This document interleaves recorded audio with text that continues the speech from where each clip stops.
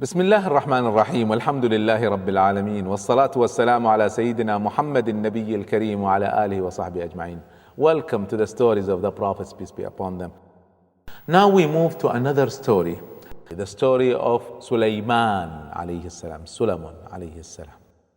Sulayman alayhi salam took over and he became the successor of Dawood alayhi salam as a messenger and as a king. And this is mentioned in the Quran also. He did not inherit the wealth of Dawood. Prophet ﷺ tells us in the hadith, we, the prophets of Allah subhanahu wa ta'ala, are not to be inherited. Whatever we leave behind is all charity. So he inherited the rule, he inherited the prophethood, but not the wealth of Dawood alayhi salam. Allah subhanahu wa ta'ala gave him his own wealth. The abilities of Sulayman alayhi salam is so well declared in the Quran, and his rule is unmatched by any person on earth, not before him, not after him. In the Quran, he asked Allah subhanahu wa ta'ala, he prayed, "Oh Allah, give me a rule that does not belong and cannot belong to anyone after me."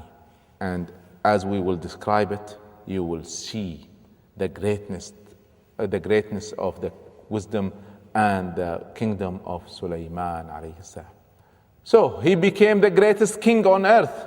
Allah subhanahu wa ta'ala did not give him only a kingdom that rules humans, but he ruled also the birds and the jinn and even the wind.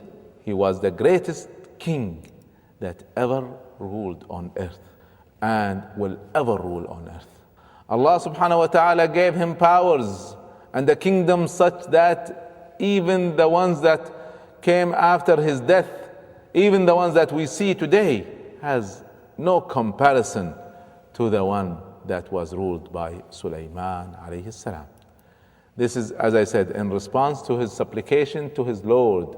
He said, "O my Lord, forgive me and grant me a kingdom which suits not another after me, for you are the granter of all bounties without measure."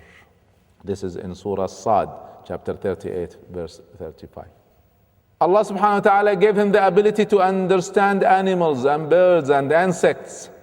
And Allah subhanahu wa ta'ala gave him powers unequivalent to anyone.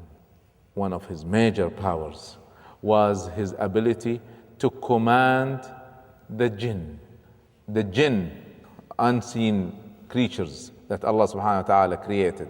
Nobody has control over them except Allah subhanahu wa ta'ala, and he gave the control over them to Sulayman alayhi salam. Something what no matter how powerful kings will be today, they cannot reach that. So he had the message, power, authority, wealth, and a kingdom unequivalent to anyone. Whatever he wished, he would have. These creatures, the jinn, are nations and tribes like humans.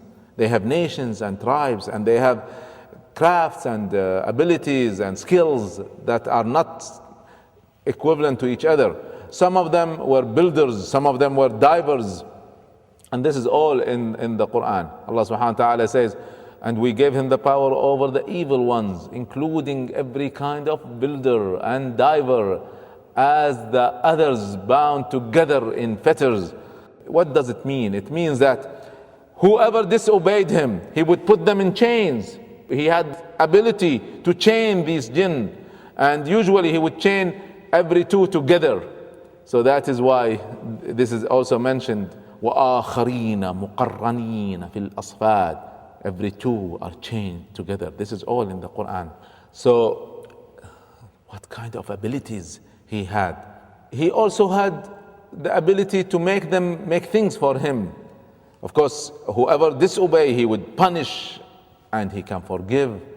And the jinn knew of these abilities, and they obeyed him because his punishment to them was so harsh that they would not even think about it. So they worked in front of him by the will of Allah subhanahu wa ta'ala.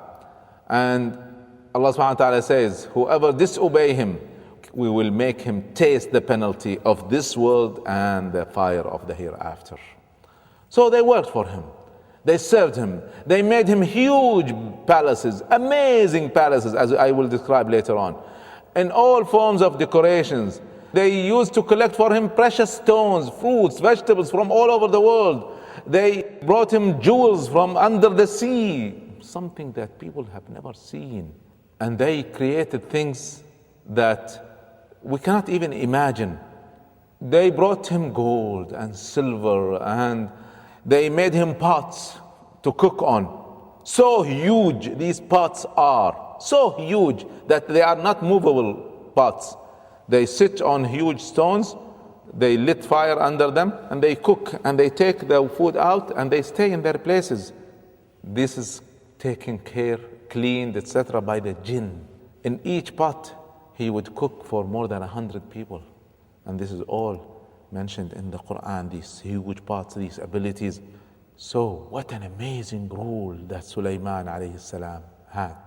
He also had control over the wind, the soft wind, the gentle wind, and the strong winds, the storms. Allah subhanahu wa ta'ala said about the gentle wind, then we subjected the wind to his power, to flow gently to his order in whichever direction he wills. This is in Surah Sad, verse number 36. But his power included also over the violent, the storms, winds, and he controlled them. Allah subhanahu wa ta'ala said that he would move the wind to wherever he wants, and he would move his army using the wind.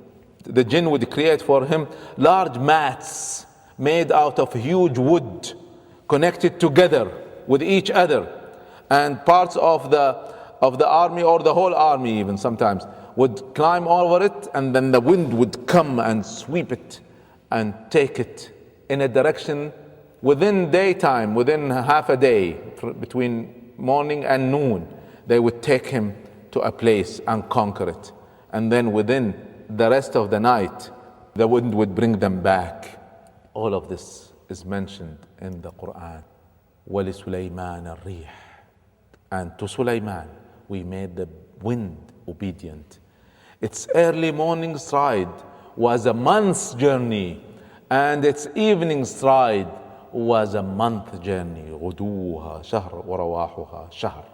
So all of that was under his ability.